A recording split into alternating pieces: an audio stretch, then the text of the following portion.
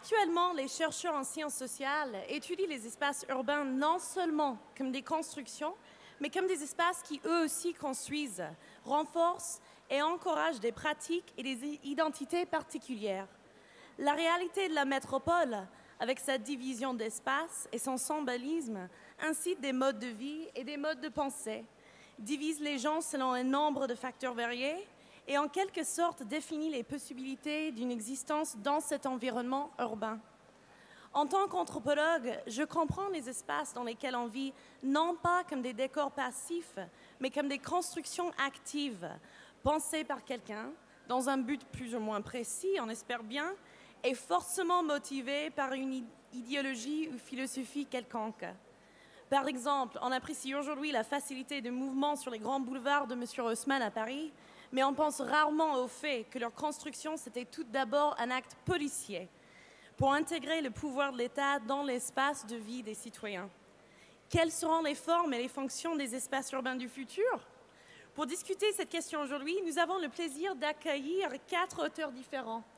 D'abord, M. Philippe Aubert-Côté, qui a eu sa formation en biologie et en bioéthique, mais qui a découvert l'écriture il y a une dizaine d'années. Une révélation pour lui qui aboutit à son activité actuelle d'écrivain de science-fiction. Richard Morgan, qui lui aussi est romancier de science-fiction et auteur des romans tels que Altered Carbon et Black Man. Maintenant, son œuvre va s'étendre de la page au grand et au petit écran dans une série Netflix et plusieurs films potentiels. Anne Lerue, notre troisième auteur, est auteur de science-fiction, notamment La Vestale de Calix et sa suite La Fille Geek. Son œuvre se situe dans une science-fiction comique, féministe, matinée du récit d'aventure. Et finalement, Eugène Feng a été formé en physique et économie avant d'être reconnu pour son écriture. Ao est non seulement auteur de science-fiction, mais aussi des nouvelles et des romans réalistes. Et notre traducteur, Gunaël Gafrik, qui est traducteur littéraire et spécialiste de science-fiction en langue chinoise. Donc, pour commencer, on va faire le tour de la table un petit peu pour avoir une idée de votre vision des espaces urbains du futur. Commençons avec Philippe. C'est une vaste question.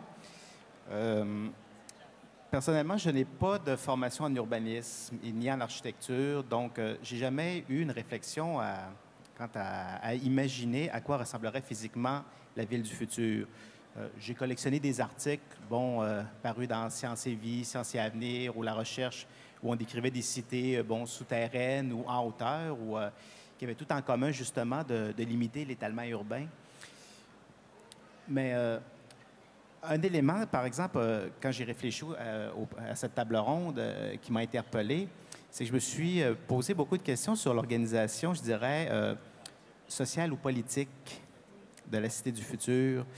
Je crois qu'il y a beaucoup d'auteurs de science-fiction pensent à l'aspect physique de ces cités, comment on va répartir la population, envoyer certaines catégories d'individus à certains endroits, comment générer, pas générer, mais gérer l'énergie et les déchets, des problèmes concrets. Mais des fois, je me demande si on ne délaisse pas des fois certains aspects politiques ou sociaux. Je vais m'expliquer. C'est qu'au Québec, on a eu une réflexion il y a quelques années. On a fait des travaux au gouvernement sur l'avenir énergétique du Québec, entre autres. Et il y a eu des colloques lors du congrès de l'ACFAS, l'Association canadienne-française pour le savoir, qui est un gros congrès qui réunit beaucoup de chercheurs universitaires de tout le Canada, mais de la France, de l'Europe et des États-Unis. Et certains chercheurs disaient que pour penser la ville du futur, il allait falloir peut-être repenser l'autonomie des villes, surtout dans une perspective de développement durable. Certains chercheurs avançaient qu'un pays vaste comme le Canada, par exemple, c'est insensé que le gouvernement central impose des normes à toutes les villes pour être éco-responsables, pour être carboneutres, parce que la réalité de ces villes n'est pas la même. Je prends un exemple. Si, juste sur le plan énergétique, demander à une ville comme Montréal de fonder toute son énergie sur l'électricité éolienne, ça pourrait sembler être une bonne chose. L'éolienne, c'est carboneutre.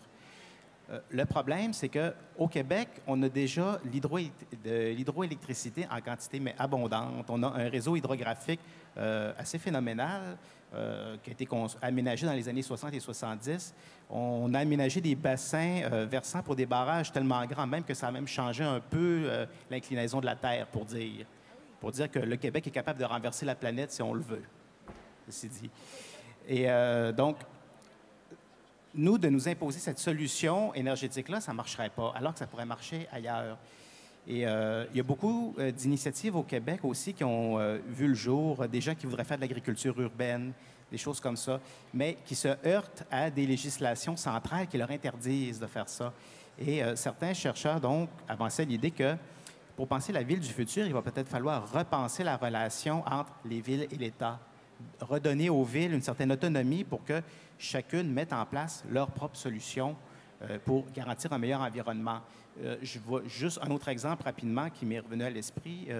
Dans la région d'où je viens, la région du Saguenay-Lac-Saint-Jean, on a mis en place un système de traitement des déchets où on ramasse les déchets et on les fait dégrader par des bactéries dans des champs. Ça génère une quantité de chaleur phénoménale, mais on obtient du compost. Plutôt que de l'enfouir puis de laisser polluer le sol avec ces déchets-là, on les recycle. Au Saguenay-Lac-Saint-Jean, on peut se le permettre. On a les terrains, on a l'infrastructure pour le faire. Les gens ont voulu le faire. Est-ce que c'est faisable ailleurs? Non. Si Montréal veut faire ça, ce serait plus compliqué. Il faudrait que Montréal trouve sa propre solution, que Québec trouve sa propre solution. Il faut donc que les villes soient un peu autonomes. Mais jusqu'à quel point? Donc, c'est des questions auxquelles on peut réfléchir. Oui, très intéressant. Merci. Maintenant, on passe à vous, Richard. Okay. I didn't get all of that, but yeah, I mean, I think it's a very interesting time for cities. Increasingly, we live in cities. I mean, the percentage of the world's population that is urban rather than rural is skyrocketing. So it's a problem that will have to be solved. It seems to me that the defining characteristic really is not so much urban architecture, but power relations. And I think it's very interesting talking here. Philippe was talking about autonomy, because I do think autonomy is a big issue here, but not just autonomy at the level of cities, because I'm not sure how viable that is, you know, if you take all the cities on the planet, but also autonomy at the level of individual human beings. That is to say, the ability of people to choose to live in the way that they want to. In an ideal world, I think in an ideal future, if you like, power relations would be devolving. That is to say, there'll be increasing levels of power filtering down through the system to very, very local levels, local committees, housing associations, things like this, enabling them to make decisions that work for them. And my problem, my worry, is that we seem to be heading in the opposite direction, because what we're seeing recently, anyway, is a return to autocracy. There seems to be a rolling back of the idea of democratic accountability and a return to the idea of strongmen and authoritarian figures. We're seeing, and we're not just talking about third world countries anymore, we're talking about, for the United States is the obvious example. It seems that we're running away from the future. We're terrified of it, and we are dealing with it very badly. And that's going to be a problem, because if you have very large numbers of young people cramming into these cities, because that's the direction of travel, that's what's happening to the population globally, but those people are being disempowered at every turn, that power is returning upward into the hands of a very small number of people, then you're heading for a crash. And you're going to end up with dystopian cities. You'll end up with cities where it won't be safe to go on the streets without being in an armoured car. So my concern really is the social dynamics of the moment. There are a lot of very smart people working in urban architecture, in urban design, in related fields, but all of their ideas are going to be for nothing if we can't find a way to get a handle on this authoritarian knee-jerk that we seem to be going through at the moment. Because if power is concentrated in a small number of hands, and those people are very rich and powerful, they will not give a shit how the rest of us live. And that is going to be the defining characteristic of our future cities if we're not very careful. Merci pour cette vision. Alors, Anne. À vous. Je ne sais pas au nom de quoi parler, peut-être je suis historienne de l'art, alors on va peut-être partir de la vision qu'avaient des villes du futur les gens des années 60, afin de voir dans quelle mesure c'est différent de la vision qu'on a aujourd'hui des villes du futur. Ce que je vais essayer de faire. Alors je ne sais pas, peut-être il y en a de nombreuses personnes parmi vous qui connaissent Superstudio, Archigramme, tous ces studios d'architectes qui avaient été développés dans les années 60, 70, principalement en Italie et en Angleterre, enfin aussi dans d'autres pays, et qui étaient à l'époque des architectes sans cause, c'est-à-dire qui n'étaient employés à rien. Donc ils avaient des cabinets d'architectes et tout ce qu'on leur demandait de faire, c'était des tables, des objets. Enfin, ils n'arrivaient pas à faire de vrais projets d'architecture. Il y a quand même eu Kopp Himmelblau qui, lui, a vraiment réalisé, ce studio qui est germanique cette fois, a vraiment réalisé des choses. Mais les autres, du coup, n'ayant rien à faire, ont fini par développer des modèles architecturaux de villes du futur. Et ce qui me frappe, c'est qu'ils les organisaient d'une façon qui est essentiellement horizontale, tout en étant terriblement technologique. Alors, je m'explique pour ceux qu'on passe ces images, pour ceux-le plutôt, qu'on passe ces images dans la tête. Par exemple, le Superstudio, c'est ce carrelage blanc continuel, qui maintenant d'ailleurs est devenu une récurrence du design en quelque sorte. Et ils imaginent une ville entièrement carrelée, horizontale, plate, sans montagne, sans eau, sans rien.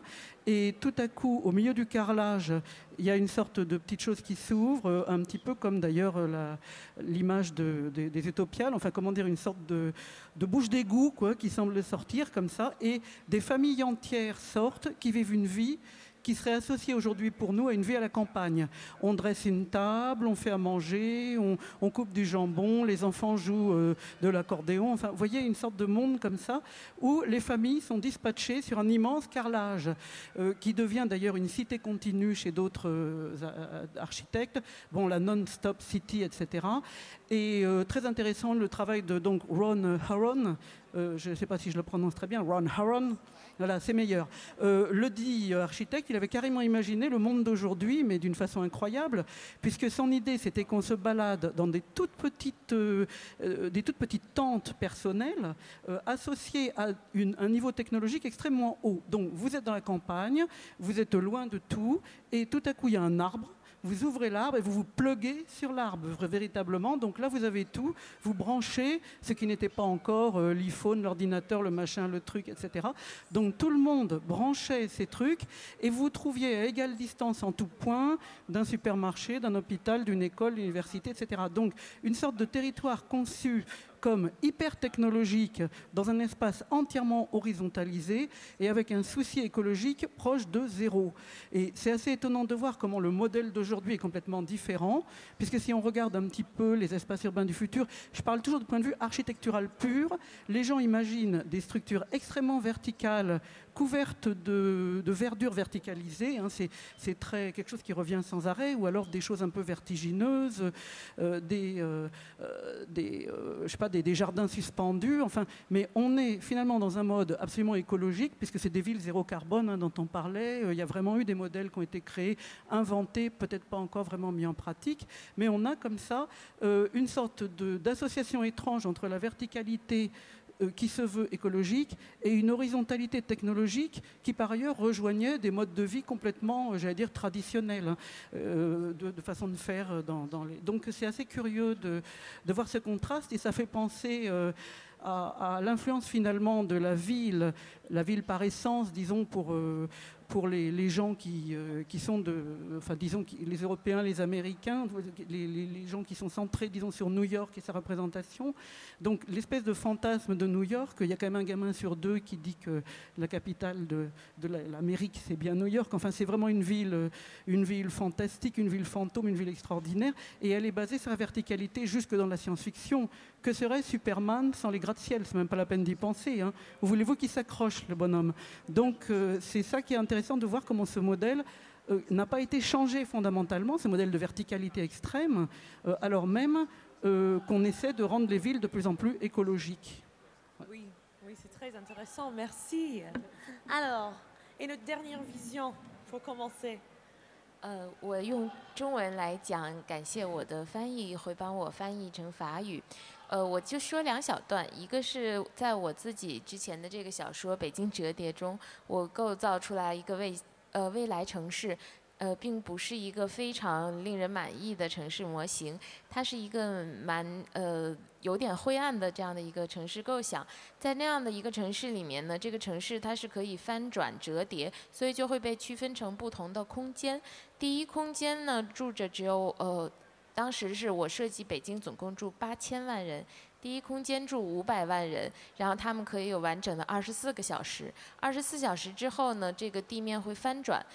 第二空间的人出来活动，他们可以活动后面的这16个小时的白天时间。等他们有2500万人，等他们回去睡觉以后，第三空间的人只能在第二天的夜里。出来活动8个小时，只有夜里的深夜。然后第三空间的人呢，大部分都是被人工智能、自动化技术取代而失业的人。他们这部分人有5000万人口，这个人口实在是太大了，政府没有办法解决他们的就业问题和福利问题，只能把他们约束到第三空间里面，每48个小时只让他们出来8个小时。在这8个小时里，让他们去做一些垃圾处理的工作。我觉得这不是一个很好的城市的想象。Je vais peut-être parler de 2 exemples. Le premier, donc, qui est une nouvelle que j'ai écrite, dont le titre. Alors, je crois qu'elle fait partie de l'anthologie des Utopies. Elle a été traduite sous le titre de Pékin Origami, je crois. Donc, il parle de la ville de Pékin, l'imaginaire de la ville de Pékin. C'est pas un imaginaire très rose, plutôt sombre. Imaginez cette ville de Pékin qui peut être pliée, ou qui peut pivoter, donc qui crée 3 types d'espaces différents. Un premier espace, plutôt l'espace des nantis, qui vont pouvoir profiter de 24 heures, entre 6 heures du matin le premier jour et 6 heures du matin le lendemain. Un deuxième espace où la population est plus nombreuse, qui vont pouvoir profiter de 18 heures. Puis un dernier espace pendant lequel les 2 autres populations des 2 autres espaces sont endormies.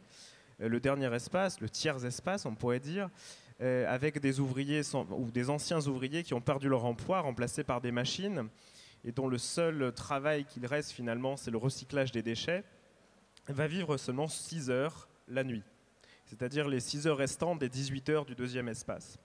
Donc c'est un imaginaire assez finalement dystopique de la ville du futur. 我之所以做这样的一个构想，并不是因为我认为未来城市一定会发展成这样，而是我想用一种比较鲜明的这个视觉化的表述，把这样的一个大量机器自动化取代大量人口失业，有很多这个贫困的底层劳动力这样的一个问题，用一个这个视觉化的比喻来表达出来，但并不表明我认为未来的城市就会发展成这样。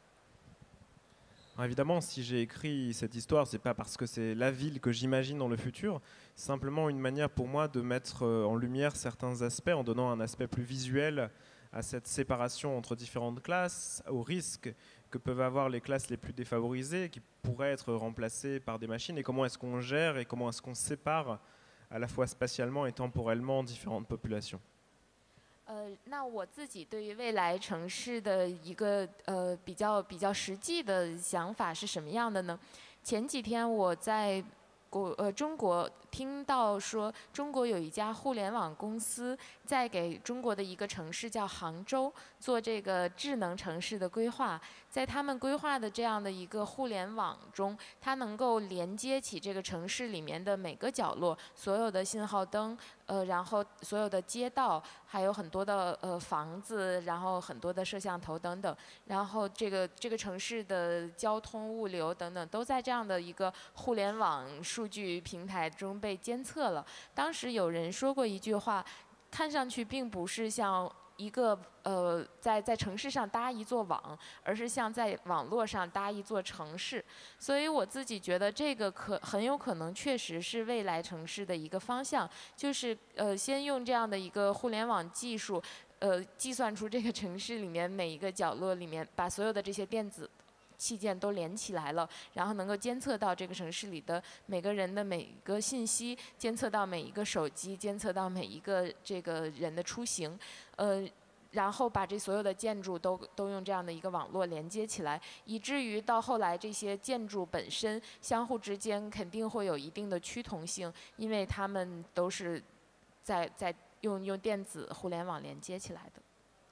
Pour les projets qu'il peut y avoir en Chine sur les villes du futur, il y a un exemple près de la ville de Hangzhou d'un projet de ville entièrement connecté où donc évidemment tout le monde pourrait avoir un accès à Internet, mais tous les bâtiments en eux-mêmes et l'architecture en elle-même seraient connectés. Et donc tout le monde pourrait partager des informations, les transports publics pourraient être également connectés pour favoriser l'efficacité, etc. Donc ça fait partie des imaginaires, des villes imaginaires du futur éventuellement à créer. Peut-être si je peux me permettre moi en fait de rajouter quelques mots justement là-dessus, ça fera peut-être écho à la fois à ce que dit Rao Jinfang et puis les autres intervenants.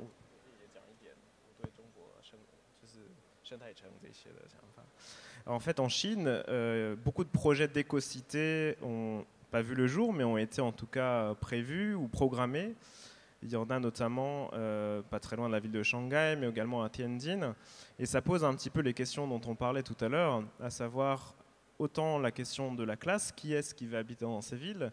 Un exemple dans l'éco-cité de Tianjin, par exemple, donc une cité écologiquement responsable, de l'eau qui est réutilisée, un recyclage des déchets efficace, etc. Mais extrêmement cher. Quand je dis extrêmement, je pèse mes mots.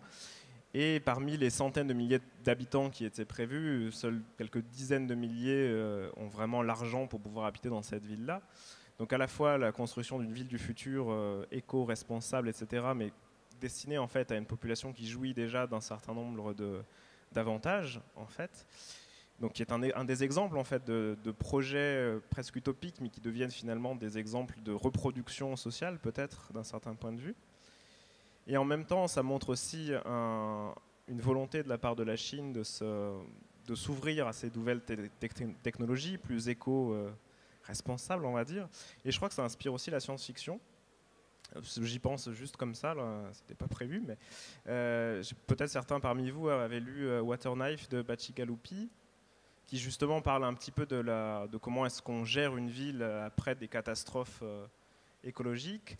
Et il existe ce qu'il appelle des arcologies, c'est-à-dire des sortes de villes un peu renfermées sur elles-mêmes, un peu en vase clos, un peu comme les bonades urbaines de Silverberg, où tout est on va dire, tout est recyclé à l'intérieur, et c'est exactement le même problème, c'est-à-dire que ce sont des cités qui sont uniquement accessibles aux gens qui ont beaucoup d'argent. Et le paradoxe, et ce qui est amusant, c'est que c'est pas un paradoxe d'ailleurs, un clin d'œil sans doute, dans ce roman de Bacigalupi, qui est sorti l'année dernière, je crois, en français, traduit par Sarah Doc, les archéologies sont des productions chinoises. Oui, intéressant. Alors, là, vous avez donné un peu votre vision de ces espaces urbains, surtout on est porté sur l'écologie dans cette discussion. Comment vous vous en servez d'une ville ou d'un espace urbain dans votre œuvre? Quelle est la fonction? Comment vous en servez? Ça sert à quoi, un espace urbain? De décor. Comment? De décor, surtout. Oui. J'ai jamais eu de réflexion sur la manière dont j'employais les villes dans mes histoires, mais ça ne m'empêchera pas de répondre à la question. On va construire la réponse. Dans le principal diptyque de science-fiction que j'ai publié jusqu'à maintenant, le jeu du démiurge, les cités occupent une place importante dans l'intrigue, mais aussi dans le décor et dans l'organisation de l'arrière-monde. En y repensant, je vois qu'elles sont surtout un révélateur un peu du degré de technologie des post-humains que je mets en scène dans le roman, dans le diptyque, pardon. C'est un diptyque qui totalise 700 pages. C'est 2 romans qui totalisent 700 pages. Il n'y a aucun être humain de toute l'histoire. Et les cités sont très excentriques parce qu'il y a un post-humain qui a créé ce que lui appelle une architecture sylvestre. C'est qu'il a créé des arbres artificiels, des arbres métallisés qui vont puiser les métaux à même le sol et que l'on peut programmer pour qu'ils grandissent rapidement et forment des charpentes de maisons ou de bâtiments. Et pour faciliter les choses, on peut même planter plusieurs arbres et ils vont finir par fusionner selon un plan très précis. Et il suffit après ça de combler les murs, les planchers, tout ça, tout en bois. Donc, c'est très écologique. Et en plus, ça va puiser les matériaux métalliques à même le sol. Donc, ce qui facilitait les choses. Le problème, c'est qu'il faut des fois penser un petit peu à tailler les murs parce qu'ils peuvent pousser selon leur propre volonté ou un peu. Ça permettait de donner un décor assez excentrique. Je voulais dépayser le lecteur, mais en même temps, ça traduisait beaucoup le niveau de technologie des post-humains qu'il y avait dans ce roman-là, mais aussi la folie de certains d'entre eux, parce que le post-humain qui avait créé ce genre d'architecture-là était un peu mégalomaniaque, il avait des idées de grandeur, il était très excentrique, et c'était une façon aussi d'exprimer son excentricité. Donc, c'était un peu un révélateur aussi de personnages. Mais j'avoue que je me suis amusé à essayer d'imaginer des solutions écologiques particulières. Puis je trouvais que l'idée de créer un OGM, une plante qui était capable d'aller puiser les éléments dans le sol pour faire de l'architecture avec, et en plus, c'est écologique, c'est carboneutre, ça crée de l'oxygène. Je trouvais qu'il y avait quelque chose d'intéressant. Mais ce genre de matériaux-là, est-ce que ça serait maintenant envisageable pour nous? Bon, c'est pas impossible. Bien, n'est pas impossible. Je n'ai pas de base. Avec les OGM, je sais qu'on peut faire un tas de choses qui nous semblent impossibles aujourd'hui, vont peut-être exister dans le futur. Alors, pourquoi pas, après tout? On peut rêver. C'est le but de la science-fiction aussi. Oui. Et dans cette œuvre, alors, l'espace urbain était quelque chose de très actif. Finalement, oui. C'est organique même. Oui. Oui, très intéressant. Alors, Richard, dans votre œuvre, what do these urban spaces do? Well, most of my novels are extremely kinetic. There's a lot of violence, there's a lot of angst in them. So the cities form a backdrop to that, and so mostly they're pretty hellish places. I think it's an old noir trope. It's the city as maze, if you like. It's the Theseus myth, if you like, to find your way through the maze, whether it be in terms of detecting something, finding out what a crime that's been committed or whatever, or simply trying to survive. There is a lot of truth to that. I think I've lived in a number of different cities over the world, and one of the things you do when you first move to a new city is you learn it. You learn the system. You learn the transport networks, you learn the various availabilities, you learn areas are no-go areas, for example, and so forth. So I mean, I think that's something that's pretty much eternal. I don't think that's going away anywhere. But yeah, I mean, I have to be honest. In order for my books to work, the cities end up being, about as dangerous as I can justifiably make them. Très positif, very positive. Alors, très violent. Anne, vous? Oui, quant à moi, j'ai aucune vision ni du post-humain, ni de rien de tel, mais la ville a une importance énorme, tant dans le premier que le second que j'ai fait, que j'ai écrit.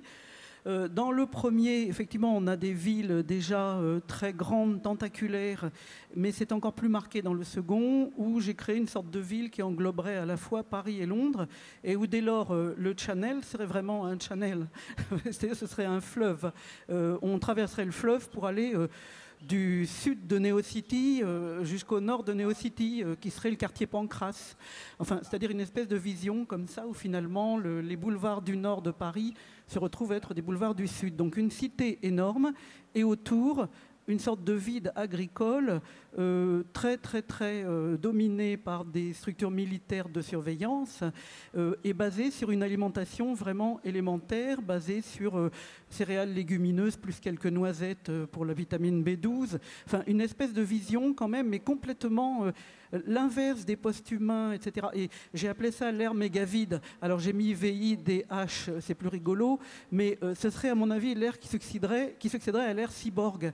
J'ai l'impression qu'on entre dans une sorte d'ère cyborg où il y a des quartz vibrants à la nanoseconde, une sorte de vision extraordinaire, les lumières, mais là on en est complètement, ça crache quoi, on est complètement illuminé, l'électricité, la pulsation constante de l'énergie qui nous envahit, et si, qu'est-ce qui se passerait s'il n'y avait plus d'énergie du tout, et si on se retrouvait finalement dans un post-humain, humain trop humain, si on peut dire, enfin, où il n'y a vraiment plus que des pauvres humains rampants qui vivent dans des mini-espaces de même pas... Alors, je mesure en décimètres carrés, parce que comme j'ai l'habitude des surfaces exiguës et que c'est un de mes problèmes existentiels fondamentaux, ma foi, c'est devenu le problème existentiel fondamental de mon héroïne, qui vit, alors on a essayé de calculer 254,31 décimètres carrés. Enfin, vous voyez, des surfaces tellement tellement petite que chaque personne est vraiment réduite à un tout petit espace. Et il me semble que ça correspond bien à ce qui pourrait être en réalité, c'est-à-dire de plus en plus d'individualisme, de plus en plus de vie solitaire dans des espaces minuscules, de moins en moins d'énergie à foison, malgré, je ne sais pas, Broadway, le magasin M&M's, enfin, je ne sais pas quels exemples prendre, de débauche de lumière, débauche d'énergie, où il y a toujours une espèce d'euphorie de la débauche d'énergie qui correspondrait à cette ère cyborg.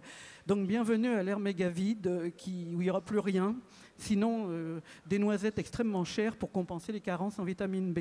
Voilà quelle est ma vision du futur, très gai comme vous le voyez. Bah oui, tout le monde a une vision super joyeuse là. D'accord, à vous. Une noisette super chère. 在我的小说里面，城市如果我描写一个新的城市的话，它都还是有一定的功能。有的时候我会用一种类似于像比喻这样的做法。我曾经设计过一个在火星上的城市，一方面是因为这个从物理的角度，在火星上的城市用一个像气泡这样的玻璃的结构是比较好的。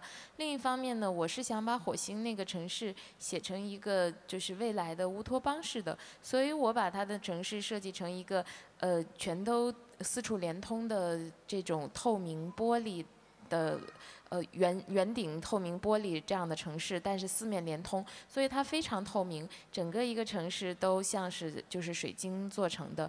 然后我是在这样的一个城市设计里面加上了一些对这种乌托邦的隐喻。C'est vrai qu'à chaque fois qu'on écrit un roman, la ville va avoir une fonction particulière. Parmi donc deux romans que j'ai écrits autour des villes, dans l'une d'entre elles, j'imaginais une ville sur Mars. Et donc toutes les particularités physiques de Mars me permettaient de créer des nouvelles choses pour ma ville, des maisons en bulles, etc. Pour un autre nouvelle, j'ai créé une ville entièrement transparente, donc bâtie principalement en cristal, et donc des 4 murs dans tous les magasins, les maisons individuelles, tous les murs étaient transparents. 然后我还写过另外一个城市，就是有点像我刚才描述的我对城市未来想象，就是那个城市我是写的就是整个城市是建立在这个四面八方连通的钢铁架子上的。这个钢铁架子连接在一起，连得非常非常的远，非常的广。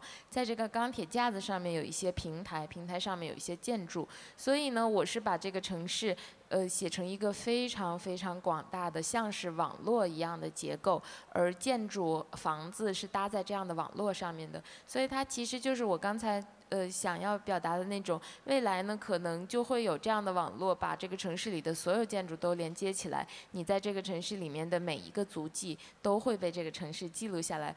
我那个是写了一个未来这个互联网统治我们所有人的这个故事，所以我也是把这样的一个比喻用城市的方式来表达出来。Encore deux autres écrits autour de cette question de la ville. J'imagine une ville, donc là encore une fois encore transparente, qui permet d'accéder à n'importe quel coin de la ville sur des espèces d'immenses échafaudages. Bon, c'est moi qui traduis mal. Structure métallique, on va dire, où les gens peuvent se promener d'un coin à l'autre de la ville comme un immense réseau. C'était un peu ce que je disais tout à l'heure concernant les villes du futur que j'imagine, et cet exemple d'une ville ultra connectée, où finalement la moindre empreinte laissée par vous reste pour toujours dans la ville, donc s'envisage sur un immense réseau. Et encore une autre histoire où c'est le réseau lui-même et les sociétés qui gèrent les réseaux qui contrôlent la population. À savoir la ville ultra connectée comme un moyen de contrôle également. 我只是说，就是城市，我一般在故事里面会作为背景，但是我会把它设定的和这个故事的主题以及我想要探讨的话题相一致。Voilà, et donc quand j'écris la ville telle que je la conçois, j'essaie de la faire au plus proche du sujet dont j'ai envie de parler. Très bien. Alors, on a des visions un peu pessimistes, comme on vient de dire. Donc, pourquoi dans vos œuvres la ville qui incarne aussi le progrès, la technologie, l'avancement, pourquoi elle est aussi dystopique et aussi cauchemardesque? Qu'est-ce qu'il y a dans l'urbain qui nous pousse vers ce cauchemar? Et est-ce que ça existe en campagne ou non? La campagne, je me sens moins cauchemardesque. Qu'est-ce qu'il y a dans l'espace urbain qui vous pousse, qui vous inspire ce pessimisme? Personnellement, je ne suis pas pessimiste. En fait, je trouve que la question ne s'applique pas vraiment à moi, mais je peux tenter une réponse. C'est parce que c'est vrai que la ville inspire quelque chose de négatif. Toujours, mais est-ce que c'est à cause de la surpopulation, de la saleté? Est-ce que la ville est associée à la vermine? Il y a toujours une image, hein, les champs, la campagne, la nature, le soleil, versus la ville, la poussière, le bruit, la surpopulation. Donc, c'est négatif. Et pourtant, quand on y pense, il me semble que j'ai déjà lu des articles qui expliquaient que New York, à sa manière, était une ville extrêmement écologique. Si on tient compte du fait de la quantité de gens qui sont concentrés en aussi peu, dans un aussi petit espace, génèrent beaucoup moins de déchets, relativement parlant, que certains villages qui ont l'air écologiques. Bon, il faudrait que je vérifie, là. C'est peut-être ça la raison. Mais personnellement, je n'associe pas la ville à quelque chose de négatif. Oui, mais je n'ai pas de raison. Vous avez plutôt cette vision éco de l'avenir. Donc, ouais, pourquoi la ville, comment elle pourrait servir pour les bonnes choses alors, la ville éco? Ça, vous parlez de New York et comment c'est plus écologique que les villages. Donc, vous voyez une vision de la ville qui pourrait être plus éco qu'un village. Oui, disons que ça pourrait être mieux qu'en ce moment, mais je crois qu'il y a une façon d'organiser les choses pour que ce soit mieux. Oui. Aussi, je crois que les faits le prouvent. Et comme je le disais aux Utopies l'année passée, je suis un optimiste volontaire aussi. Je crois qu'il y a des beaux projets urbains qui peuvent être mis en place pour améliorer les choses. Je ne sais pas quelle est la situation en France ou en Europe, mais je sais qu'au Québec, on voit de plus en plus des bâtiments avec des murs de végétation à l'intérieur. On veut faire de l'agriculture urbaine, des murs de végétation à l'extérieur aussi. On voit des initiatives qui apparaissent. Donc, il y a de quoi. Il faut juste le faire un peu. Mais pour ce qui est en effet de pourquoi la ville est négative, je pense que Richard, do you have an opinion? Yeah, we're the problem, really. We are humans. I think as I said earlier, there's an enormous amount of technology and know-how as well. I mean, the rate of technological change is accelerating all the time, and there are lots of really good ideas out there as well. People are finding solutions for things, but you have to have the social and political will to use that. And, so far we're lacking in that. I mean, again, I'm not a pessimist as such. I'd agree with Felipe. You have to look at what we've achieved as a species. We were designed to live in groups of maybe 50 to 100 interrelated people and to move around a lot. And we don't. So we now live I was in Shanghai recently, and I mean, that's a city of a colossal number of people. They did tell me, I've forgotten, but it was 40 million, is it? Something like that. Colossal number of people. And they're all behaving more or less, I mean, there's crime, there's a police force, but fundamentally it's a city of people that get along. So it's not pessimism, but at the same time we have to recognize that we are human, and we're not going to get modified out of that anytime soon. So humans do behave in certain ways. So one of the things you see is atomization. As people get the capacity to isolate themselves, put themselves into groups with other people like them, that's what happens.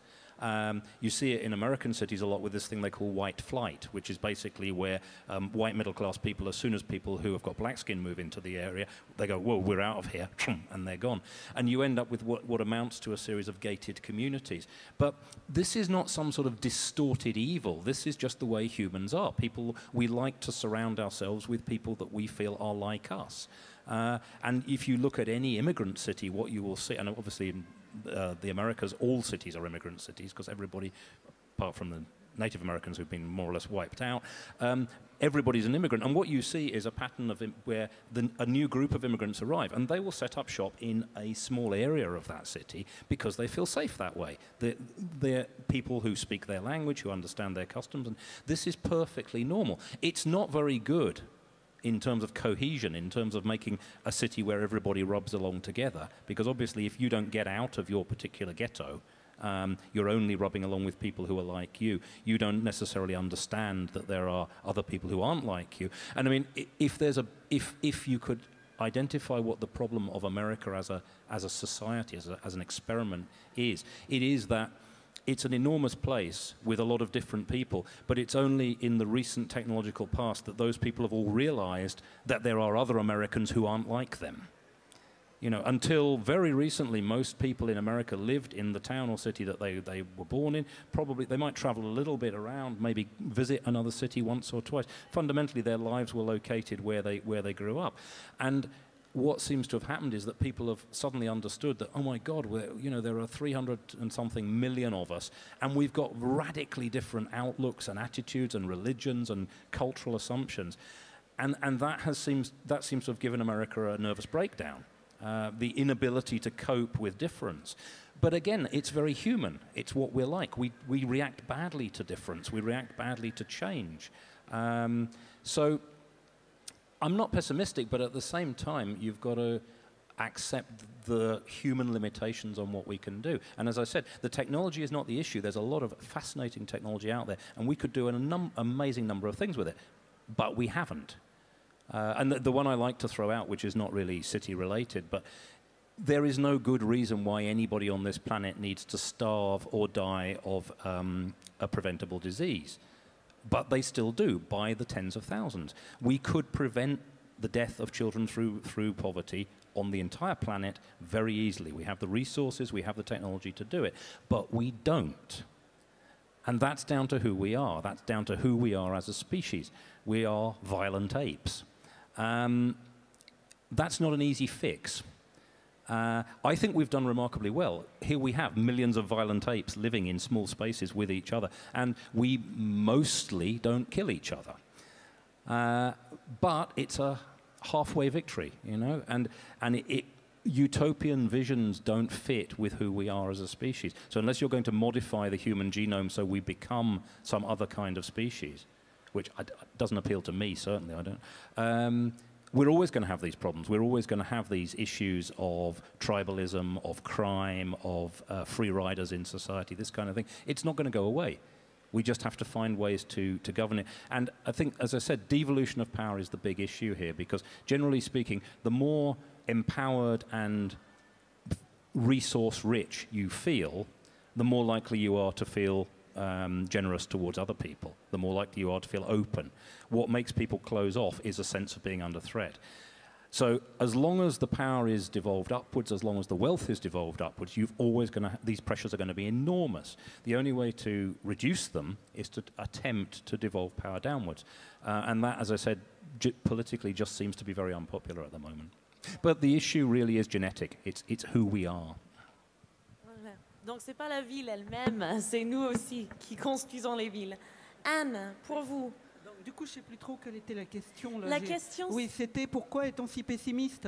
Alors, oui, pourquoi ça donne au cauchemar quand c'est aussi un symbole du progrès? C'est vrai que tout à l'heure, quand elle a parlé de ville de cristal, j'ai eu d'un seul coup une vision merveilleuse, hein, libérée, délivrée, et du cristal, et c'était magnifique. Mais ça, c'est le Crystal Palace, hein, c'est le palais de cristal.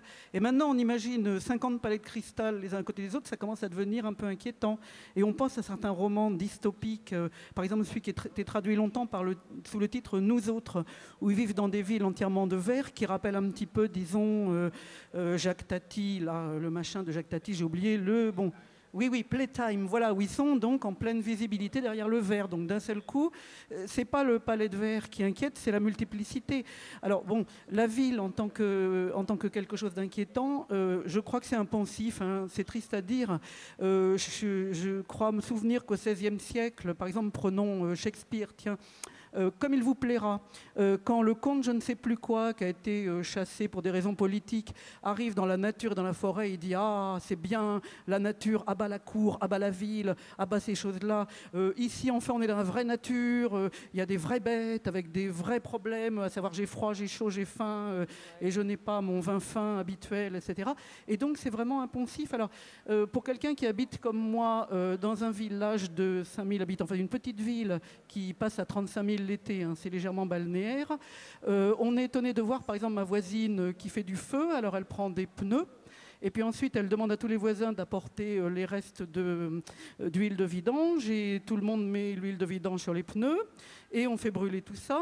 Ensuite, tout le monde prend des camions énormes pour aller au Jiffy, au Carrefour, acheter des quantités industrielles de nourriture qui sont mises ensuite dans des congélateurs géants. Enfin, je crois que le mythe de la campagne, bon, j'ajoute à ça qu'il y a au loin Fina, enfin la société Fina, il y a des pipelines, le truc est classé danger maximal, etc. Et tout ça, c'est un pays charmant avec la garrigue, la mer, le soleil, et enfin, c'est tout à fait délicieux. Donc je crois qu'on a une vision complètement fausse de la campagne, comme espace écologique, etc. Non, la campagne, on a Melanie Wilson qui, avec sa tronçonneuse, démolit des arbres à demi pourris, et comme il ne démarre pas, le feu ne démarre pas, elle y met une bonne dose d'huile, et là, ça démarre. Pour moi, c'est ça la campagne, c'est les allers-retours en bagnole pour aller chercher machin à la gare, pour aller ci, pour aller ça. Donc, dépenses astronomiques. J'ai pas du tout une vision positive de la campagne. C'est pas pour ça qu'il faut avoir une vision négative de la ville, mais alors, je sais pas, je finirai sur une citation Baudelaire, n'importe où, au dehors du monde, où aller, hein, ni la ville, ni la campagne, je sais vraiment pas ce qu'on peut faire et où se réfugier, sur Mars peut-être, ou dans un palais de cristal. Mais ouais, dans un espace urbain sur Mars. Alors, mais c'est vrai quand même qu'on a une vision étonnamment horrible de l'espace urbain. C'est la ville des rats, la ville de la criminalité. Enfin, la ville, c'est les rats, la criminalité, la promiscuité, la pauvreté, les bas-fonds, etc. Et dans de nombreux romans, là tout à l'heure quand on parlait de la Chine, j'étais en train de penser au roman de Catherine Dufour, Le goût de l'immortalité, où là encore on a une espèce de verticalité de la ville, hein, toujours cette verticalité, avec en bas les gens les plus pauvres, les plus misérables, les plus malades, etc. Et peu à peu, à la fin, les grands Chinois, les grands sages traditionnels, qui eux sont les maîtres du monde, car ils ont su associer leur sagesse traditionnelle zen à de forts subsides en matière d'économie. Donc on a cette vision dans ces romans-là. Donc toujours cette ville négative dans tous les romans, qu'ils soient de science-fiction ou autres, peut-être bien, semblerait. Ah oui, c'est pas le propre de la SF du tout. Non, c'est toujours, je crois qu'on a une vision horrible de la ville, et que c'est une vision générale qui dépasse largement les romans écrits par tel ou tel.